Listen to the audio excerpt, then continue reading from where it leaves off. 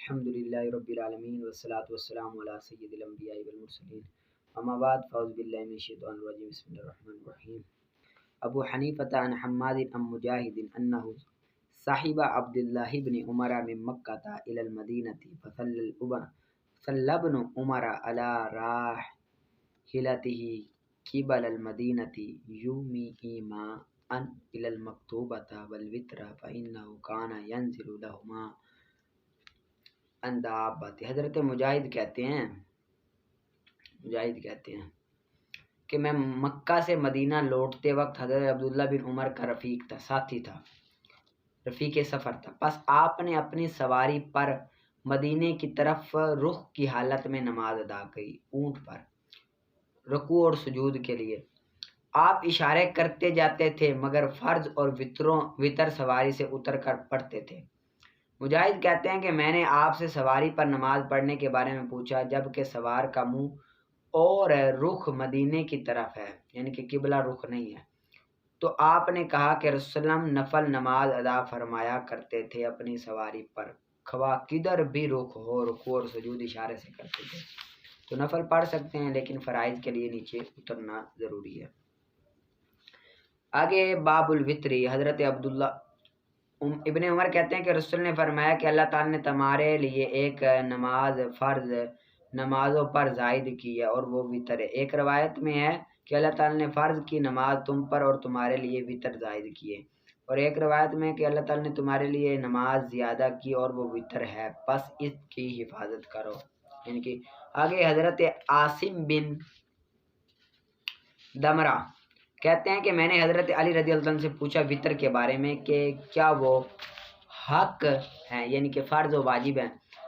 آپ نے فرمایا کہ نماز کی طرح تو حق نہیں، لیکن وہ رسول اللہ کی سنت ہے، کسی کے لیے اس کو چھوڑنا دینا جائز نہیں۔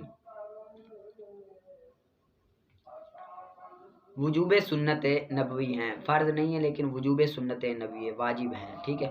آگے حضرت عائشہ کہتی ہیں کہ رسول اللہ وتر کی 3 رکعت ادا فرمایا کرتے تھے۔ اول رکعت میں سبح اسم ربک الاعلی، دوسری میں قل یا ایھا الکافرون، تیسری میں قل ھو اللہ احد پڑھتے تھے۔ ایک روایت میں ہے کہ رسول اللہ وتر کی پہلی رکعت میں الحمدللہ اور سبح اسم ربک الاعلی، دوسری میں الحمدللہ، ام الکتاب سے مراد الحمدللہ، ٹھیک ہے، اور دوسری میں الحمدللہ اور قل یا ایھا الکافرون، تیسری میں الحمدللہ اور قل ھو اللہ احد پڑھتے تھے۔ ایک روایت میں کہ رسول وتر کی 3 رکعت پڑھتے تھے، ٹھیک ہے، یعنی کہ اس طرح پڑھتے تھے۔ یہ حافظہ کس کا مضبوط نہ ہونا تو وہ اس طرح پڑھے، یعنی کہ پہلی میں سبح اسم ربک الاعلی، دوسری میں قل یا ایھا الکافرون، تیسری میں سورۃ اخلاص، ٹھیک ہے۔ اور اگر کسی کے دانت میں ہو نا تکلیف تو وہ یہ پڑھے، پہلی میں سورۃ اذا جاء نصر اللہ والفتح فتح پڑھے، دوسری میں لہب، تیسری میں اخلاص، وتروں کی، ٹھیک ہے، اس کے دانت کبھی زندگی میں دکھیں گے نہیں۔ آگے اگلی حدیث حضرت عبد الرحمن بن ابزہ کہتے ہیں کہ رسول اللہ اپنے وتروں کی پہلی رکعت میں سبح اسم ربک الاعلی، دوسری میں قل یا ایھا الکافرون، تیسری میں قل ھو اللہ احد پڑھتے تھے۔ اور آگے ایک روایت میں ہے کہ پہلی رکعت میں سبح اسم، دوسری میں قل للذین کفروا، یعنی قل یا ایھا الکافرون اور یہی روایت ہے ابن مسعود کی، اور تیسری میں قل ھو اللہ۔ ایک روایت میں آپ وتروں کی پہلی رکعت میں سبح اسم ربک الاعلی، دوسری میں قل یا ایھا الکافرون، تیسری میں قل ھو اللہ۔ ایک اور روایت میں آپ وتروں کی 3 رکعت ادا فرماتے تھے، ان میں سبح اسم ربک الاعلی، قل یا ایھا قل ھو اللہ احد۔ آگے ابو سعید خدری کہتے ہیں کہ رسول اللہ نے فرمایا کہ وتر میں کوئی جدائی نہیں، یعنی کہ شفیع اور آخری رکعت کے درمیان تحریم نہیں ہے، تحریم نہیں ہے، کوئی جدائی نہیں۔ آگے ابن عمر کہتے ہیں کہ میں نے رسول اللہ کو یہ فرماتے ہوئے سنا کہ شروع رات کے وتر شیطان کو غصہ کرتے ہیں اور رمضان میں سحری کھانا خدائے رحمان کی رضامندی اور خوشنودی کا سبب ہے، ٹھیک ہے، یہ یاد کر لیں۔ آگے نکالیں آپ شرح قائد کا واحتجت المعتزلۃ بمثل قولہ تعالی واتقوا یوما لا تجزی نفس عن نفس شیئا۔ یہاں سے معتزلہ نے استدلال کیا نا جن آیتوں سے کہ شفاعت ثابت نہیں ہے، ان کا استدلال بھی پیش کریں گے، رد بھی پیش کریں گے۔ اور معتزلہ نے استدلال کیا ہے اللہ کے اس فرمان کی مثل واتقوا یوما لا تجزی نفس عن نفس شیئا ولا یقبل منها شفاعۃ، اور اس دن سے ڈرو جس دن کوئی جان کسی جان کا بدلہ نہیں ہوگا اور نہ ہی کسی کی طرف سے کوئی سفارش قبول کی جائے گی۔ اب یہاں پر کیا آیا، کسی کی طرف سے کوئی سفارش قبول نہیں کی جائے گی، لہذا وہ کہتے ہیں اس سے پتہ یہ چلا کہ کوئی کسی کی سفارش نہیں کرے گا، کسی کی سفارش قبول ہی نہیں کی جائے گی، لہذا سفارش حق نہیں۔ اور دوسری وما للظالمین من حمیم ولا شفیع یطاع، ظالموں کا نہ کوئی دوست ہوگا اور نہ ہی کوئی سفارشی ہوگا، لہذا اس سے پتہ چلتا ہے کہ نہیں ہوگی، ٹھیک ہے، سفارش۔ آگے جواب سے والجواب بعد تسلیم دلالتها علی العموم فی الاشخاص، یہاں سے مصنف علیہ رحمہ جواب دے رہے ہیں، 4 جواب ہیں۔ پہلا جواب یہ ہے کہ آپ نے نا جو آیتیں پیش کی نا وہ کفار کے بارے میں نازل ہوئے ہیں، جبکہ ہم مومنین مسلمین مسلمات کی بات کر رہے ہیں، ہم مومنین کی بات کر رہے ہیں، اور یہ جو آیتیں پیش کی نا یہ کن کے لیے؟ کفار کے لیے۔ جواب ان کے، چلو پھر آگے نا وہ بطور تنزلی کہہ رہے ہیں، ٹھیک ہے ہم آپ کی بات مان لیتے ہیں، تسلیم کرتے ہیں کہ یہ جو آیتیں ہیں نا یہ مومنین کے لیے نہیں ہے، یہ تمام کے لیے عموم ہے اس میں، کہ شفاعت کی نفی تمام اشخاص کے حق میں ہے، خواہ وہ مومن ہو یا کافر ہو، لیکن ہم یہ تسلیم نہیں کرتے کہ شفاعت زمانے میں ہر زمانے میں ہو سکتا ہے ایک زمانے میں نہ ہو دوسرے زمانے میں ہو، ایک زمانے میں ہو دوسرے زمانے میں ہو، کسی زمانے کے ساتھ خاص ہو کہ اس وقت شفاعت نہیں ہوگی، جس طرح کہ وہ وقت جس میں شفاعت کسی کی اجازت نہ ہو، وہ حصہ وہ زمانہ وہ حصہ جس میں کسی کو بھی شفاعت کی اجازت نہیں ہوگی، یعنی کہ ابھی محشر برپا ہوا ہے، رسول اللہ کے پاس نہیں گئے تو رسول اللہ سے پہلے کسی کو شفاعت حاصل نہیں ہوگی، زمانہ پایا گیا نا مخصوص جس میں شفاعت کسی کی قبول نہیں ہوگی، تو ان آیتوں سے مراد یہ ہے، ٹھیک ہے۔ بس پھر چلو آ جاؤ، اب مناظرین کا یہ طریقہ ہوتا ہے کہ پہلے نا اپنے دلائل پیش کر کے پھر آپ ان کے دلائل کو رد کرتے ہیں، چلو یہ بات بھی مان لیتے ہیں کہ زمانہ بھی عام ہے، کہ شفاعت کی نفی تمام اشخاص کے حق میں اور تمام زمانوں میں شفاعت نہیں ہو سکتی، یہ بھی ہم مان لیتے، تو ہم کہتے ہیں کہ ہم یہ پھر تسلیم نہیں کرتے کہ شفاعت کی نفی تمام احوال میں ہے، بعض ایسے احوال ہوں گے جس میں شفاعت ہوگی، بعض ایسے احوال ہوں گے جس میں شفاعت نہیں ہوگی، جس طرح کہ حدیث پاک میں رسول اللہ سے پوچھا گیا کہ یا رسول اللہ کیا قیامت کے دن آپ اپنے اہل و عیال کو یاد رکھیں گے؟ تو جواباً آپ نے فرمایا کہ 3 احوال ایسے ہوں گے وہاں کسی کو یاد نہیں رکھیں گے، کسی کو کوئی یاد نہیں رکھیں گے، ایک وزن اعمال کے وقت، وزن اعمال کے وقت، دوسرا نامہ اعمال دیے جانے کے وقت، تیسرا پل صراط سے گزرنے کے وقت کسی کو یاد نہیں کیا جائے گا۔ تو یہ زمانے بھی مان لیتے ہیں، یہ نہیں ہم مانتے کہ ہر حالت میں نہیں ہوگی، یہ 3 حالتیں ہوں گی جن میں کسی کو یاد نہیں کیا جائے گا، باقی میں شفاعت ہوگی، لہذا یہ ثابت ہو گیا کہ شفاعت ہوگی۔ پھر آگے چلو ٹھہرو، بطور تنزلی یہ بھی ہم کہتے ہیں کہ زمانے میں بھی نہیں ہوگی، کسی حالت میں بھی شفاعت نہیں ہوگی، تو پھر یہ نصوص ہماری یہ جو آپ نے یہ دی ہیں آیتیں، یہ ان کے مخالف لازم آئیں گی جن میں شفاعت کا ذکر ہے، یعنی کہ بعض ایسی پھر ہو جائیں گی جن میں رب تعالیٰ نے شفاعت کا ذکر کیا ہے، بعض ایسی آیتیں ہوں گی جن میں رب تعالیٰ نے شفاعت سے انکار کیا کہ شفاعت نہیں ہے۔ اب دونوں آپس میں ٹکرا رہی ہیں، کیا ہے؟ دونوں آپس میں کیا کر رہی ہیں؟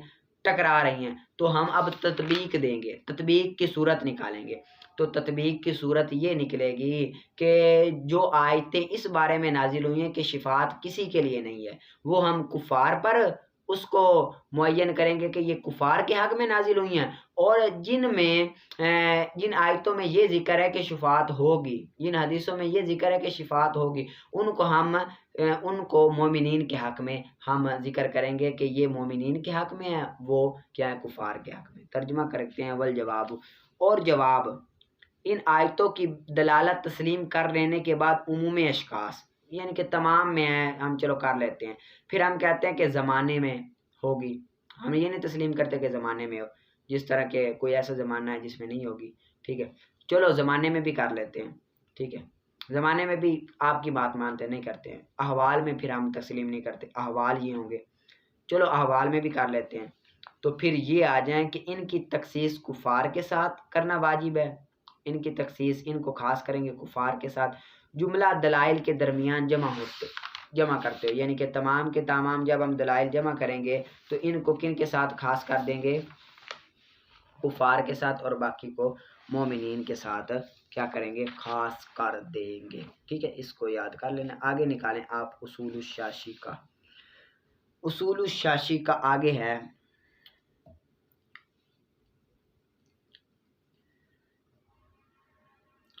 وَلَوْ قَالَ أَنْتِ طَالِقٌ وَأَنْتِ مَرِيضَةٌ أَوْ مُصَلِّيَةٌ تُطَلَّقُ فِي الْحَالِ۔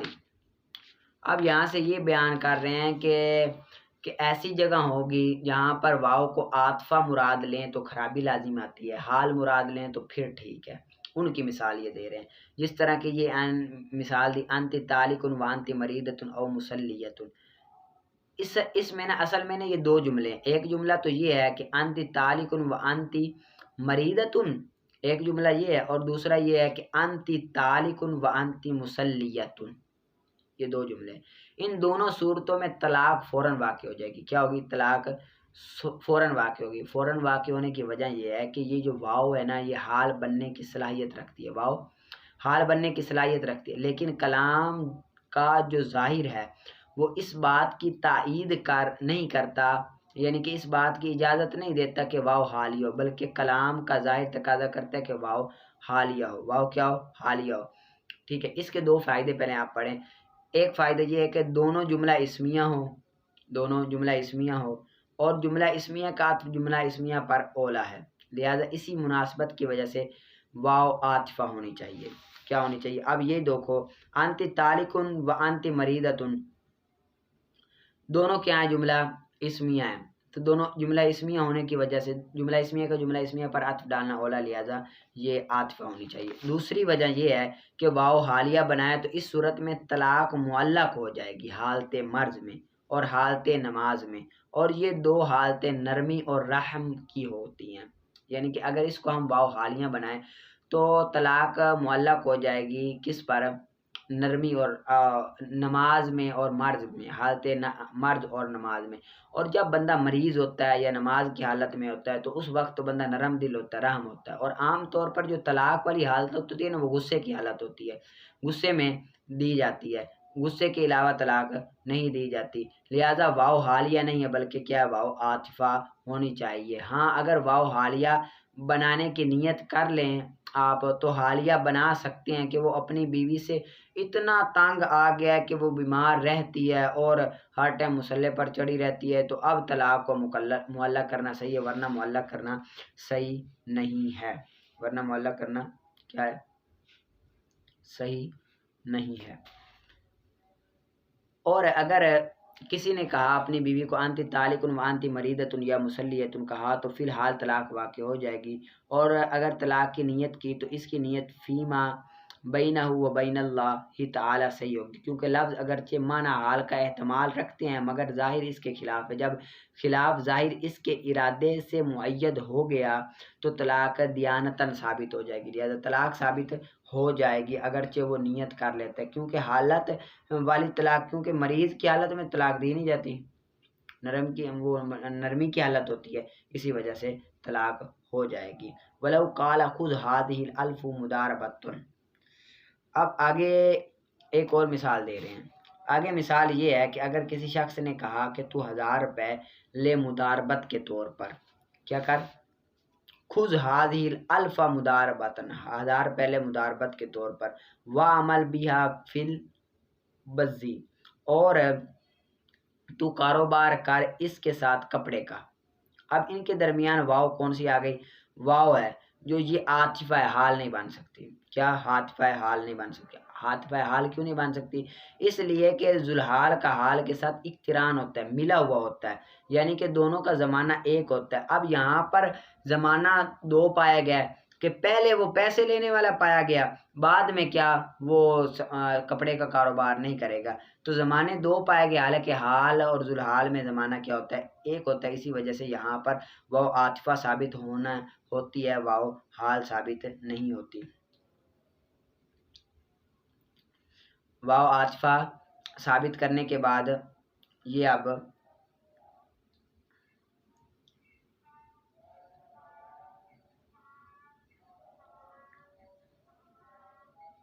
اب یہاں پر واو عاطفہ ثابت ہے، حال ثابت نہیں ہے.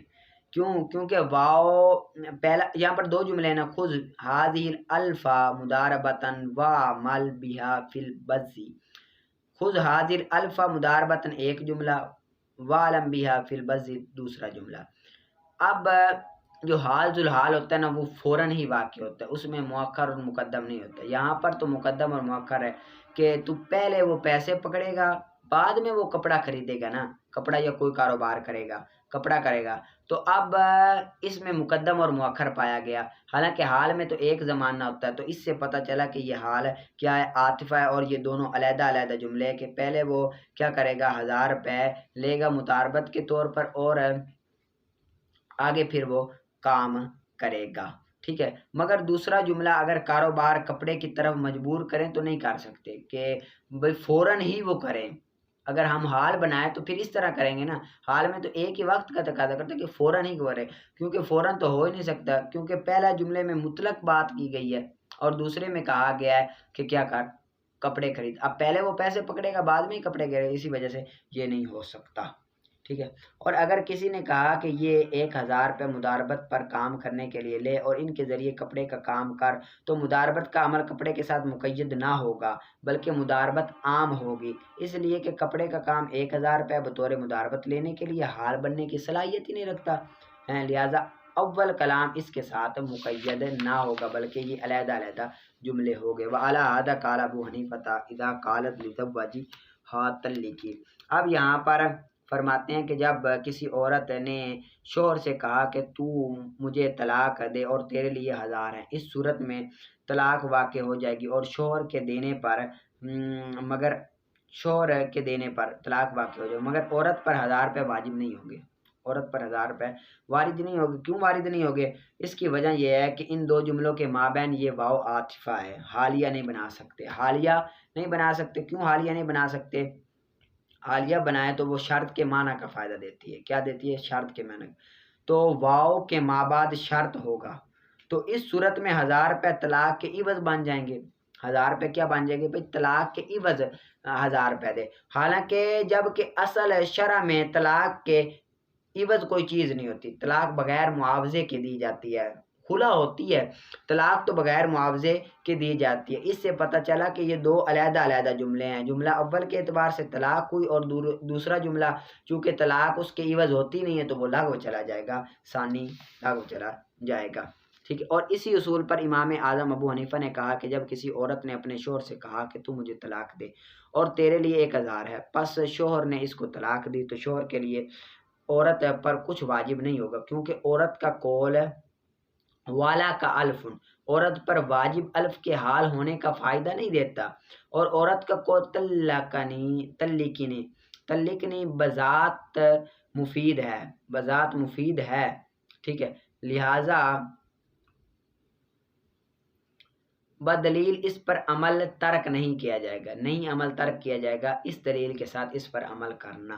بخلاف قولی احمل ھذا المتاع، یہ عبارت سوال مقدر کا جواب ہے. سائل سوال کرتا ہے ہم آپ کو اس طرح کا ایک جملہ دکھاتے ہیں لیکن وہاں آپ نے واو عاطفہ کیوں نہیں بنائی؟ وہاں پر تو آپ واو حالیہ بنا رہے ہیں، جس طرح کہ احمل ھذا المتاع ولک درہم، کہ تو اٹھا اس سامان کو اور تیرے لیے درہم ہے، تیرے لیے کیا ہے؟ درہم ہے. اب یہاں پر درہم واجب نہیں ہونے چاہیے. آپ جس طرح کہتے ہیں کہ درہم، پیچھے جس طرح طلاق کے عوض وہ پیسے واجب نہیں، اس طرح یہاں پر درہم واجب نہیں ہونے چاہیے سامان اٹھانے کے عوض، لیکن آپ کہتے ہو کہ درہم تو واجب ہے، تو یہ کیا صورت ہے؟ تو ہم ان کو جواب دیتے ہیں کہ یہ باخلاف ہے اس کے قول احمل ھذا المتاع ولک درہم کے. کیونکہ اجارہ دلالت کرتا ہے. کیوں؟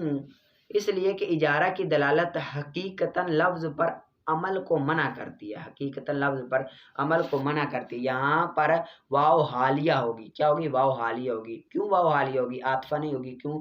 क्योंकि ये इजारा है, और इजारे के अंदर असल ये है कि वो मुआवजे के साथ हो, क्या हो? पैसों के बदले हो। और जो आप तलाक वाली सूरत है, तलाक बगैर पैसों की होती है, बगैर पैसों की होती है ना। इसी वजह से इसको तलाक वाली किस्म पर क्यास करना ये ठीक नहीं है। लिहाजा ये इजारा है, यहाँ पर ऐसा करीना है जो लफ्ज़ की हकीकत यानी कि वाव आतिफा हकीकी माना पर दलालत करता है, जबकि इजारा वो हकीकी माना लेने से यानी कि हकीकत में यहाँ पर इजारा होता है, पैसे होते हैं, और उधर तो वो बगैर पैसों के हासिल होता है। यहाँ पर मकसूद ही यही होता है। इसी वजह से इसको उस पर क्यास करना ये आपका दुरुस्त नहीं है। ठीक है, इसको याद कर लें। आगे आप निकालें कंजुद्दकाइक का, वमन काला इन नकाहतुहा फहिय तालिकुन। अब किसी शख्स ने कहा कि अगर मैं फलां से निकाह करूं तो इसे तलाक है, फिर उससे निकाह भी कर ले, फिर इससे निकाह किया और 6 माह बाद इसके बच्चा हुआ, इसके यहाँ बच्चा हुआ, बच्चा हुआ इसके यहाँ, विलादत होगी, निकाह किया 6 माह बाद बच्चा हुआ, तो इसका नसब होगा, इसका नसब और औरत का महर लाजिम होगा, लाजिम होगा। औरत का महर और नसब, नसब भी लाजिम होगा और महर भी उसी से लाजिम होगा।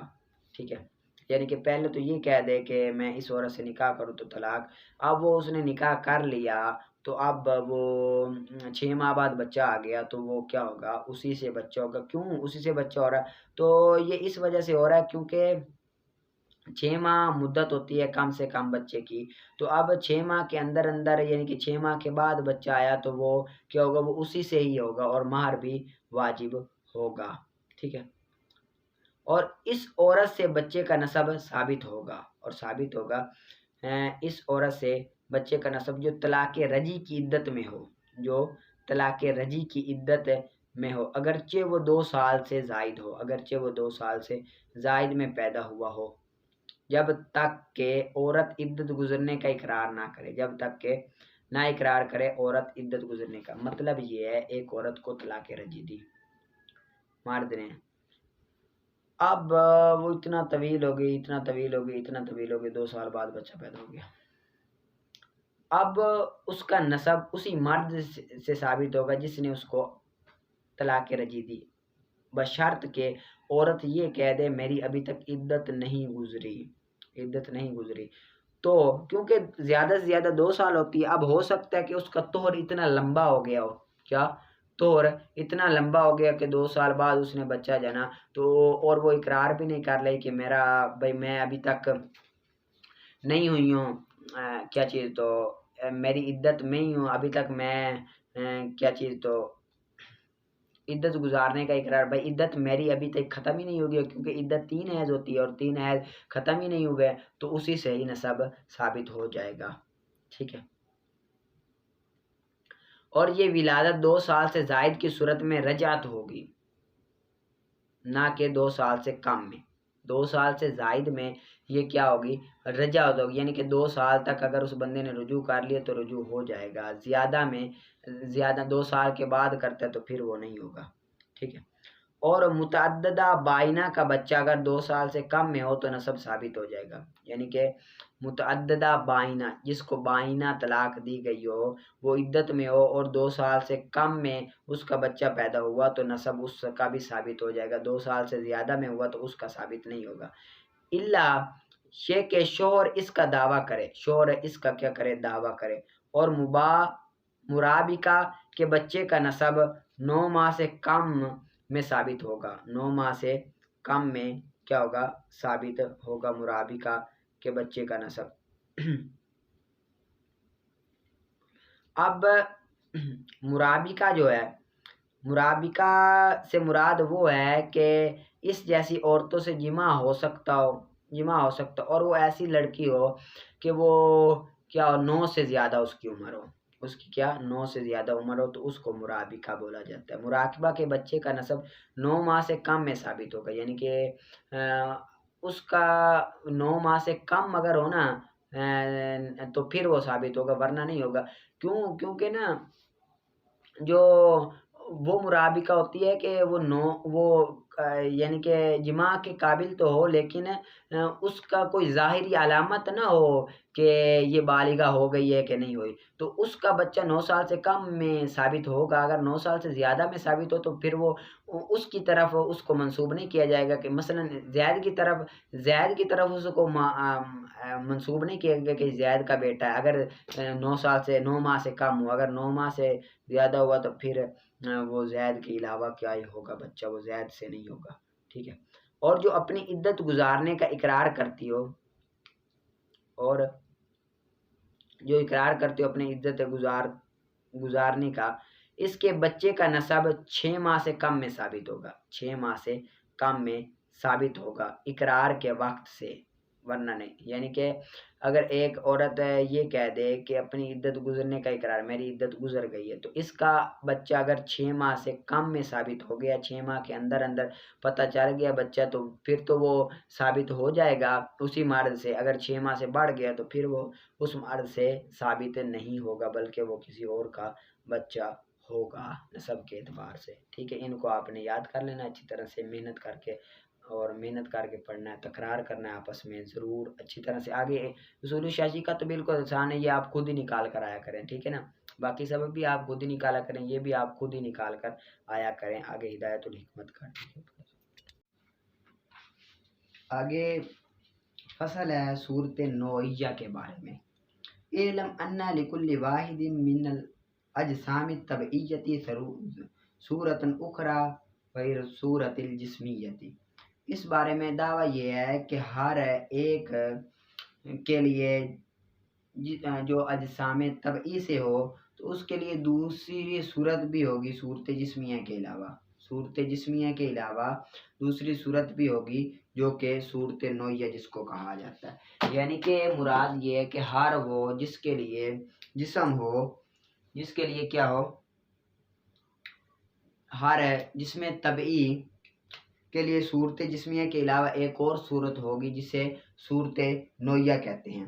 اب یہاں پر تعریف صورت نوعیہ کی پہلے آپ جان لیں کہ صورت نوعیہ وہ ہے جس کی وجہ سے جسم کی ایک نوع دیگر انواع سے ممتاز ہو جاتی ہے، جس کی وجہ سے جسم کی ایک نوع دیگر انواع سے ممتاز ہو جاتی ہے، ایک نوع، ٹھیک ہے۔ اس کو کیا کہتے ہیں؟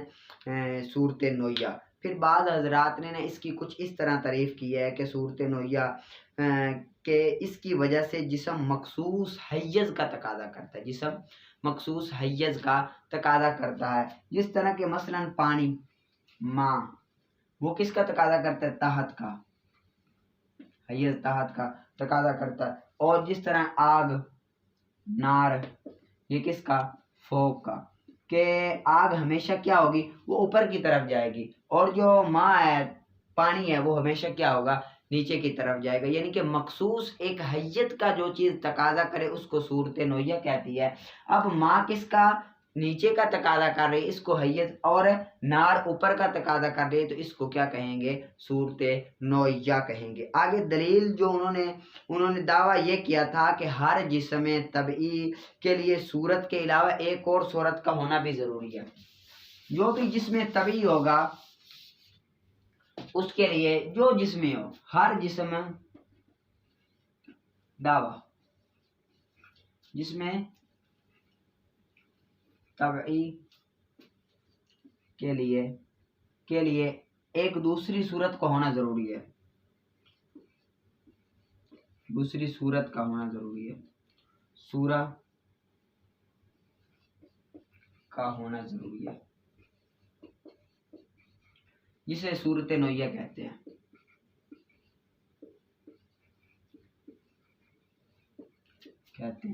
ٹھیک ہے، یہ دعویٰ ہے، ٹھیک ہے۔ اب اس کے بعد دلیل ہے، کیا ہے؟ دلیل ہے۔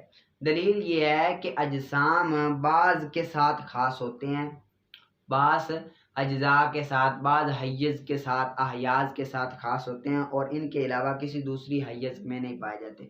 جو بھی جسم ہوگا وہ بعض کے ساتھ، جن کے ساتھ خاص ہوگا وہ دوسرے میں نہیں پایا جائے گا۔ جس طرح کہ مثال کے طور پر مٹی لے لیں، مٹی یہ کس کے لیے خاص ہے؟ مٹی یہ طاقت کے لیے خاص ہے، حیز طاقت۔ اور فوق اور آگ یہ کون سی حیز؟ فوق کے لیے خاص ہے، اور ہوا جو ہے یہ بھی فوق کے لیے خاص ہے، ہوا یہ بھی فوق کے لیے خاص ہے، یعنی کہ اوپر کی طرف ہمیشہ ہوا بھی اٹھتی ہے، اوپر والی حیز کی طرف، اور پانی وہ نیچے والی حیز۔ اب یہاں پر سوال یہ ہے کہ دعویٰ یہ تھا کہ ہر جسم طبعی کے لیے دوسری صورت کا ہونا بھی ضروری ہے، جس کو صورت نوعیہ کہتے ہیں۔ اب ہم کہتے ہیں، سوال پیدا ہوتا ہے کہ یہ مان جاؤ کہ صورت کا ہونا بھی ضروری ہے، کیوں کہ اگر آپ یا تو بعض اجزاء کے ساتھ خاص کرنے والا جو امر ہوگا وہ کون سا ہوگا، کہ اگر آپ یہ کہو کہ ان اجسام کو بعض احیاز کے ساتھ خاص کرنے والا کوئی نہ کوئی امر ہے، ان اجزاء کو بعض امر، ان چیزوں کو، ان اجسام کو بعض احیاز کے ساتھ، بعض حیزوں کے ساتھ خاص کرنے والا وہ امر کون سا، یا تو امر خارج عن الجسم ہوگا، امر خارج عن الجسم ہوگا، کیا ہوگا؟ جسم ہوگا۔ اگر آپ یہ کہو کہ امر خارج عن الجسم ہو، یا پھر ہوگا امر داخل عن الجسم۔ اگر آپ یہ کہو کہ امر خارج عن الجسم ہے تو یہ محال ہے، یہ کیا ہے؟ محال ہے۔ کیوں محال ہے؟ کیونکہ امر خارج عن الجسم تمام اجزاء کی طرف برابر ہوتا ہے، خارج میں جو جسم ہوتا ہے وہ تمام اجسام کی طرف برابر ہوتا ہے، تو جب یہ برابر ہوتا ہے تو تمام حیزوں کا ایک ہی ہونا لازم آئے گا، تمام حیزوں کا ایک ہی ہونا لازم آئے گا، لہذا یہ کیا ہے؟ باطل ہے۔ اور یا امر داخل ہوگا، امر داخل ہوگا، جب امر داخل ہو تو پھر وہ تین حال سے خالی نہیں ہوگا، یا تو صورت جسمیہ ہوگا، یا تو سورہ جسمیہ ہوگا، یا حیولہ ہوگا، حیولہ کا مصنف نے نہیں بیان کیا، حیولہ ہوگا، یا پھر کوئی ان دونوں کے علاوہ کوئی تیسری چیز ہوگی، اگر آپ کہو کہ صورت، اگر آپ کیا کہو کہ صورت، تو صورت تو ہو نہیں سکتا، کیوں نہیں ہو سکتا؟ کہ تمام اجسام میں مشترک ہوتا ہے، جو صورت جسمیہ ہے وہ تمام کے تمام اجسام میں کیا ہوتا ہے؟ مشترک ہوتا ہے۔ اگر امر داخل میں صورت جسمیہ ہو، امر داخل میں صورت جسمیہ ہو تو مرجع اس کو قرار دیں گے، صورت جسمیہ کو مرجع قرار دیں گے، اور تمام اجسام میں کے اثار جو ہوتے ہیں وہ برابر ہوتے ہیں، تو تمام اجسام کا ایک ہونا لازم آئے گا، لہذا یہ تو باطل ہے، یہ کیا ہے؟ باطل ہے۔ اور اگر آپ کہو کہ حیولہ، تو حیولہ بھی باطل ہے، کیونکہ حیولہ صورت کے بغیر پایا ہی نہیں جاتا، جب صورت جسمیہ باطل تو حیولہ باطل، تو یہ از خود ثابت کہ تیسری چیز وہ کیا ہے جس میں نوعی ہے، کہ ہر جسم طبعی کے لیے دوسری صورت کا ہونا ضروری ہے، جو کہ صورت نوعیہ جس کو کہا جاتا ہے، جس کو کیا کہا جاتا ہے؟ صورت نوعیہ کہا جاتا ہے۔ اب دیکھیں کتاب کی طرف، کہ تو جان کہ ہر ایک اجسام طبعی میں سے دوسری صورت صورت جسمیہ کے علاوہ کا ہونا ضروری ہے، کیونکہ بعض اجسام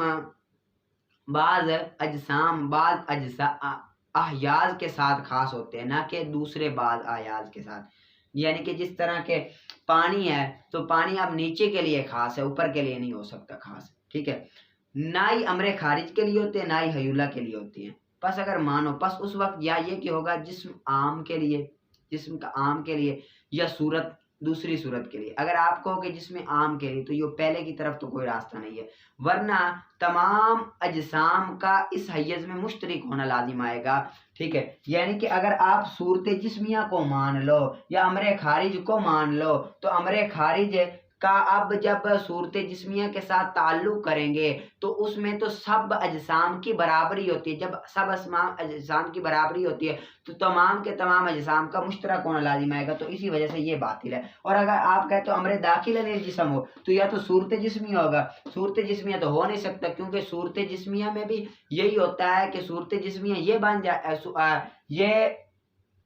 یہ کیا ہوگا؟ یہ ہوگا راجع، और भाई अमरे दाखिल अनिल जिस्म राजी होगा, और सूरत जिस्मिया क्या होगा, मरज्जी होगा।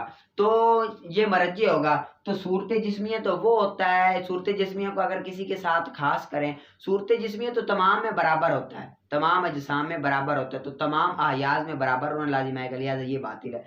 हयूला भी बातिल है। हयूला क्यों बातिल है? हयूला सूरत जिस्मिया के बगैर लाजिम नहीं होता, आता नहीं है, इनके दरमियान लाजिम मजलूम है, पीछे हम बात कह चुके हैं। जब ये बातिल है तो हयूला अज खुद बातिल है, जब हयूला भी बातिल ये भी बातिल, तो तीसरी चीज साबित वो क्या है कि वो ये है कि सूरत जिस्मिया, सूरत नोइया के हर जिस्म तबई के लिए दूसरी सूरत का होना ज़रूरी है, जो जिसमें तबई होगी वो उसकी दूसरी सूरत का होना ज़रूरी है, और वो क्या है, सूरत नोइया है। और बस मुतय्यन हो जाएगा सानी, और मतलूब यही है, मतलूब क्या है, यही है। ठीक है, इनको आपने अच्छी तरह से याद कर लेना और मेहनत करके समझना है और आपस में तकरार करना है। ये फ़लसफ़ा, ये जब तक तकरार नहीं करोगे आपस में, तब तक आपको समझ नहीं आएगी। इसको अच्छी तरह से मेहनत करके पढ़ना है। ठीक है, पढ़ा सुना कबूल।